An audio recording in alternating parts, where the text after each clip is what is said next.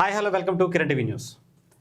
తమిళనాడులో విజయ్కి రాజకీయ పరిజ్ఞానం లేదు, తనకి నాయకత్వ లక్షణాలే లేవు అని చెప్పి మనం కాదు హైకోర్టే ఇచ్చినటువంటి వార్త వస్తుంది. అయితే దీని మీద మనతో మాట్లాడడానికి ప్రముఖ రాజకీయ సామాజిక విశ్లేషకులు చంద్ర శ్రీనివాస్ గారు మనతో పాటు ఉన్నారు.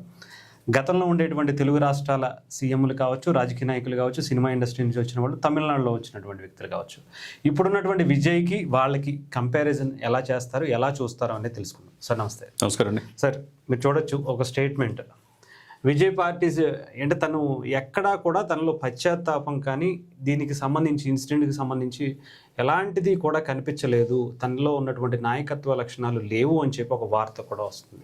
ఎలా చూస్తారు సార్? డెఫినెట్గా ఇప్పుడు కోర్టు ఏం చెప్తుంది, చట్టం దృష్టిలో ఎవరైనా సమానమే. అవును sir. Madras high court justice Senthil Kumar. అవును సార్. ఎందుకంటే దీన్ని నియంత్రణ చేయాలి, కట్టడేయాలి. ఈ వేలం వెరితనం కావచ్చు, సినిమా నటుల మీద అభిమానం కావచ్చు, జనం వచ్చి పాపం అమాయకులు చనిపోతున్నారు, కనీసం నీళ్ళు లేకుండా చనిపోతున్నారని దీన్ని కట్టడేయాలని చెప్పి ఒక పిటిషన్ వేశారు. అవును సార్. దానికి అనుగుణంగా ఆయన ఇచ్చిన ఇదిలో మీరు చెప్పినట్టండి హరీష్ గారు, సార్ చట్టం దృష్టిలో ఎవరైనా సమానమే. తప్పు చేస్తే భయపడాలా, ఎలిగేషన్స్ వచ్చినప్పుడు అది ఆరోపణలు రుజువైతే శిక్ష పడుతుంది, అప్పుడు దాకా ఓపిక పట్టాలి. ఇక్కడ ఏంటంటే ఎవిడెన్స్ కనపడింది.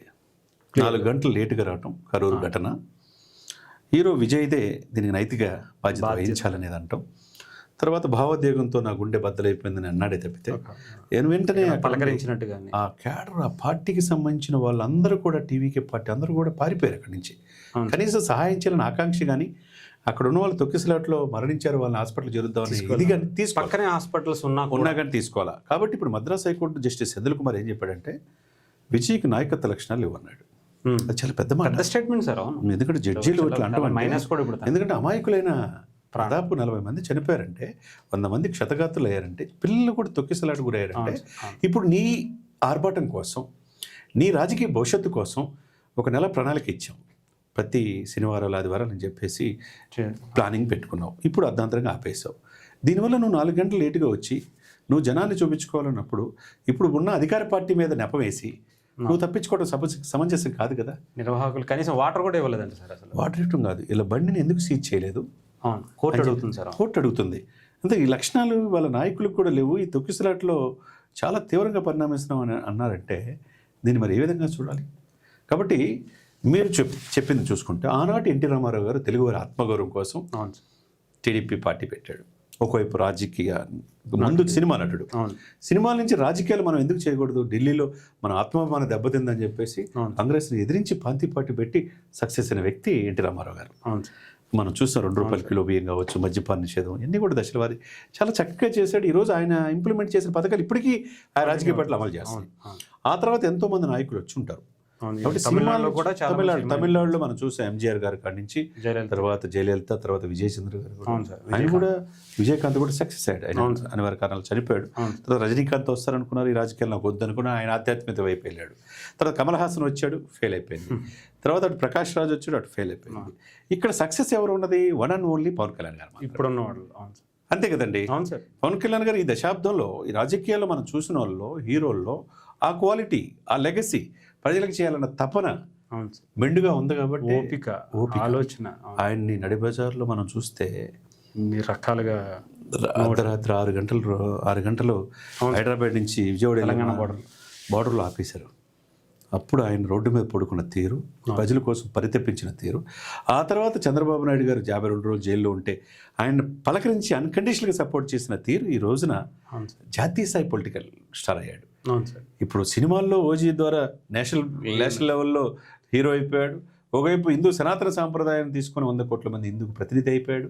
అటు మహారాష్ట్ర వెళ్ళినా, ఇటు తమిళనాడు వెళ్ళినా, ఇటు కేరళ వెళ్ళినా, ఎక్కడికి వెళ్ళినా, ఢిల్లీ వెళ్ళినా ఈయన వ్యక్తి పేరు చెప్పుకుంటారంటే ఇది నిబద్ధత. ఎవరికి కూడా తన అభిమానులు కావచ్చు, తన చూడటానికి వచ్చిన వాళ్ళు కావచ్చు, ప్రచారం కోసం వచ్చిన వాళ్ళు ఎవరు కూడా ఇబ్బంది పడకూడదు, ఇంటికి క్షేమంగా వెళ్ళండి. ఎవరన్నా కానీ ఒక్కరిద్దరు అనుకునే విషయం, చాలా సందర్భాలు మోటార్ సైకిల్ దాడిలో చనిపోతే ఆయన 5 లక్షలు 2 లక్షలు వెళ్ళి స్వయంగా పరామర్శించి, ఇది ఆయన కావచ్చు, నాగబాబు గారు కావచ్చు, పార్టీ కీలక పంపించారు. అది ఇక్కడ కనపట్ల. ఇప్పుడు నాయకత్వ లక్షణాలు మీరు నేను అంటే కాదు, ఆనరబుల్ హైకోర్టే చెప్పింది. కాబట్టి ఆయన నేర్చుకోవాల్సింది. ఎందుకంటే రేపు ఎలక్షన్స్లో పోటీ చేయబోతున్నాడు. మరి ఈ నాయకత్వ లక్షణాలు లేకపోతే ఎట్లా? ఆనాడు ఎన్టీ రామారావు గారు, ఆ తర్వాత ఎవరు కనపడుతున్నాడు? సక్సెస్ఫుల్ పొలిటీషియన్గా అటు సినిమాలు ఇటు రాజకీయాల్లో ఉన్నది ఏంటంటే పవన్ కళ్యాణ్ గారే. రెండిట్లో సక్సెస్. కాబట్టి మనం తీసుకున్న ఈ టాపిక్లో కరెంట్ టీవీలో ఇది ఎవరు అంతగా టచ్ చేయరు. విజయ్ ఏదో చేశాడని చెప్పేసి అంతవరకు వెళ్ళిపోతారు. మనం చూడాల్సింది ఉభయ తెలుగు రాష్ట్రాలే కాకుండా ఆనాటి తెలుగు సినిమాల్లో కూడా నటించిన జయలలిత గారిని చూడాలి, ఎంజీఆర్ గారిని చూడాలి, కమల్ హాసన్ ఎందుకు సక్సెస్ కాలేదు చూడాలి, ప్రకాష్ రాజ్ ఎందుకు సక్సెస్ కాలేదు చూడాలి, మనం రజనీకాంత్ ఎందుకు ఈ రాజకీయాలు ఎందుకులే నాకు ఆధ్యాత్మిక వైపు అని చెప్పేసి వెళ్ళిపోయాడు. చిరంజీవి గారు రాజకీయాలు నాకు పడదు, నా తమ్ముడు చూసుకుంటాడని చెప్పి అన్నాడు. ఆనందాన్ని ఆయన ఆస్వాదిస్తున్నాడు.